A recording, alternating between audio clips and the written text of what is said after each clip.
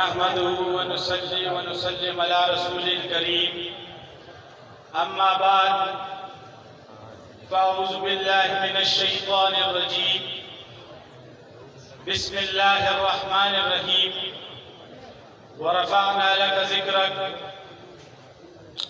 کی محمد سے وفا تو نے تو ہم تیرے ہیں، کی محمد سے وفا تو نے تو ہم تیرے ہیں، یہ جہاں چیز کیا لوح و قلم تیرے ہیں۔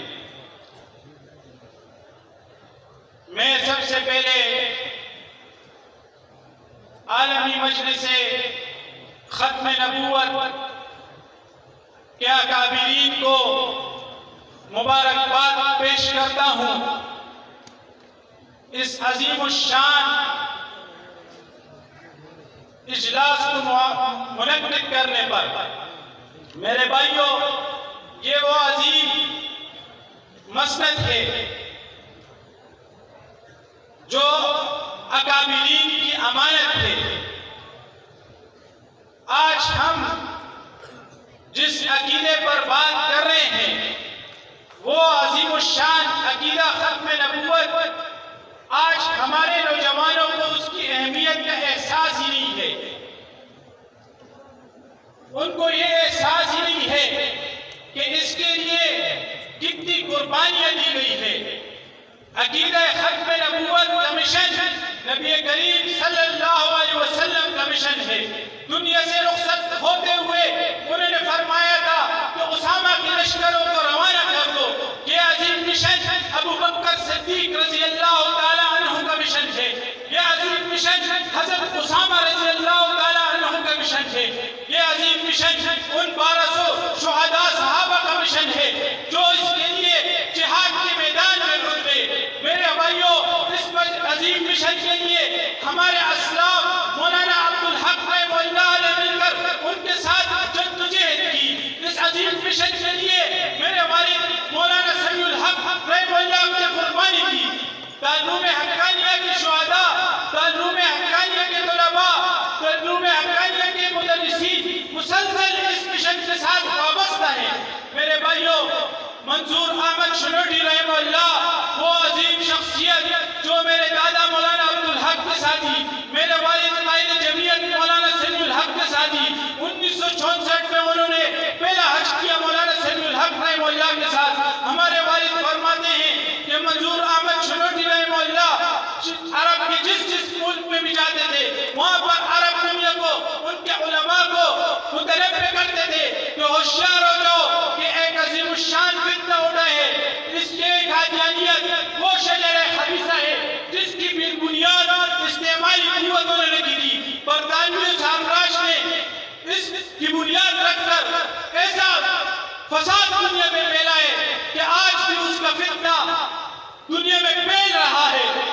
میرے بھائیوں، یہ قادیانیت کل برطانیہ کے دوست تھے، یہ قادیانی ہر ظالم کے دوست تھے، آج یہ غزہ کے مسلمانوں کے بھی دشمن ہے، یہ اسرائیلیوں کے بھی تو ساتھی ہیں۔ میرے بھائیوں، ہمیں اس کا مقابلہ کیسے کریں گے؟ ہم اس کا مقابلہ ایسے کر سکتے ہیں جو اسلاف نے دکھایا، مفتی محمود رحمہ اللہ نے دکھایا، غلام غوث حزامی نے دکھایا، مولانا سمیع الحق شہید نے دکھایا۔ 1974 میں جب قادیانیت کے خلاف پارلیمان میں ایک تحریک چلی، اس وقت ہمارے والد مولانا سمیع الحق اور شیخ الاسلام مفتی تقی عثمانی دامت برکاتہم نے ایک بیان تیار کیا، آئین فتنہ قادیانیت ملت اسلامیہ موقف کے نام سے۔ وہ اب بھی دارالعلوم حقانیہ سے چھپتا ہے، دارالعلوم کراچی سے چھپتا ہے۔ وہ مسودہ مفتی محمود رحمہ اللہ پارلیمنٹ میں لے کر گئے اور قادیانی خلیفہ کے مقابلے میں اس سے دلائل پیش کیے۔ پھر 1984 میں ہمارے والد نے ضیاء الحق کی حکومت اس کی مجلس شورا میں امتناع قادیانیت آرڈیننس کو پاس کرایا، جس سے آج قادیانی فتنہ، آج قادیانی خبیث، وہ ملعون، وہ اسلامی شعار کو استعمال کے پابند ہے کہ وہ نہیں استعمال کریں گے۔ اگر وہ ایسا کرتے ہیں تو یہ بیرونی قوتیں ملی ہوئی ہیں ان سے، ہمارے